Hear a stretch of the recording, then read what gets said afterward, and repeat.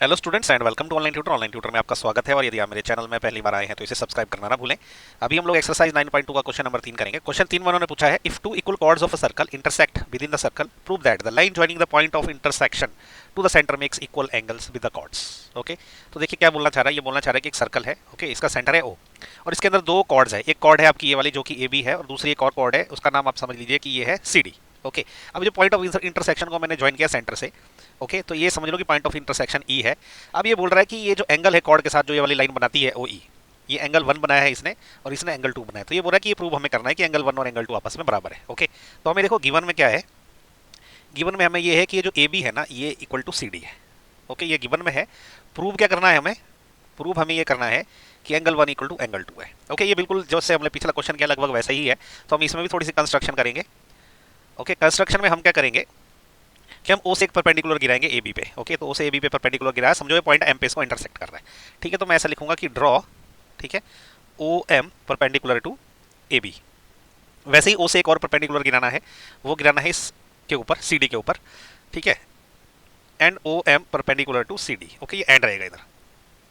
अब ये क्योंकि ये एंगल भी 90 डिग्री का हो गया, ये एंगल भी 90 डिग्री का हो गया। अब सिर्फ आप ये ध्यान दीजिए, जब भी हम सेंटर से किसी कॉर्ड के ऊपर परपेंडिकुलर गिराते हैं तो एक तो वो कॉर्ड को दो बराबर भागों में बांटता है। ओके, और दूसरा क्योंकि परपेंडिकुलर गिराया और दोनों कॉर्ड बराबर है तो ये दोनों आपस में बराबर भी रहते हैं। तो यहाँ पे समझो ये एंड पॉइंट पे इसको कर रहा है सेग्रीगेट। तो अब होगा ये कि जो ओ एम है ना, this is will be equal to O M, क्योंकि कॉर्ड्स बराबर है तो ये लेंथ भी बराबर रहेगी जब परपेंडिकुलर ड्रॉ करेंगे। ओके, तो इतना आपको पता रहना चाहिए।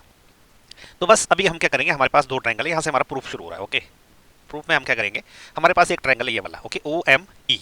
ओके, हम लिखेंगे कि in triangle O M E, okay, and triangle दूसरा वाला कौन सा ट्रायंगल, ये वाला ट्रायंगल ओ एन ई, ये जो हाईलाइट हुआ रेड कलर से, ओ एन ई, ये ओ एन ई। अब इसमें देखिए क्या है, पहली बात ये है कि इसमें जो ये वाला जो एंगल है ना, एंगल एम, ये किसके बराबर है, ये एंगल एन के बराबर है। ओके, ये है एंगल एन के बराबर। ये क्या है, बोथ आर 90 डिग्री। ठीक है, दोनों 90 डिग्री है। इसके अलावा क्या है, ये जो लाइन है ना ओ ई, जो सेंटर को कनेक्ट कर रही है, ये दोनों में बराबर है क्योंकि ये तो कॉमन है। O E is equal to O E, इसको मैं बोलूंगा ये है कॉमन। और तीसरा मैंने अभी भी बोला, ये जो ओ एम है ये वाली लाइन और ये ओ एन जो दोनों घूम रही है आपस में बराबर है। तो ये जो ओ एम है this is equal to O N. Okay, ये कंस्ट्रक्शन की वजह से, क्योंकि हमने जब परपेंडिकुलर गिराया तो मैंने जैसे बोला जब इक्वल कॉर्ड होती है तो बराबर हो जाते हैं। तो अब इन दोनों ट्रायंगल में देखो हमने क्या किया ना, एक एंगल क्या किया 90 डिग्री प्रूव कर दी तो राइट एंगल हो गया। फिर ये जो है ना ओ ई, ये दोनों ट्रायंगल का हाइपोटेन्यूज है, तो हमने दोनों में हाइपोटेन्यूज भी बराबर प्रूव कर दिया।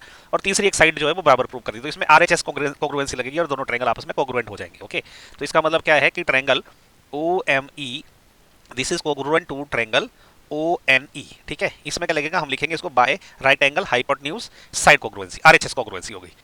जब ऐसा है कि भाई जब दो साइड जो है आपस में दो ट्रायंगल आपस में कोग्रुएंट हो जाते हैं तो उनसे उनके कॉरेस्पॉन्डिंग पार्ट भी बराबर होते हैं। तो इसका मतलब ये जो एंगल 1 है ये एंगल 2 के बराबर रहेगा क्योंकि कॉरेस्पॉन्डिंग एंगल है। तो इसका मतलब क्या हो जाएगा कि angle 1 will be equal to angle 2। ये क्या हो जाएगा, by C P C T, corresponding part of congruent triangles are equal. ठीक है, तो यही है हमारा आंसर। हमने अल्टीमेटली यही प्रूव करना था कि जो कॉर्ड का पॉइंट ऑफ इंटरसेक्शन है, जब हमने उसको सेंटर से ज्वाइन किया तो उसने कॉर्ड के साथ जो है दोनों तरफ बराबर एंगल बनाए। ओके, सो इसी के साथ ना क्वेश्चन नंबर 3 खत्म हो गया। ये बड़ा सिंपल क्वेश्चन था। आपको अगर समझ आया है तो बहुत अच्छी बात है, नहीं समझ आया तो नीचे कमेंट करके अपना डाउट पूछिए, मैं इमीडिएटली जो है आपका डाउट क्लियर करने की कोशिश करूंगा। और अगर मेरा वीडियो पसंद आया तो उसको लाइक शेयर और सब्सक्राइब जरूर करना आपने। Okay, so thank you so much for watching my video. Thank you.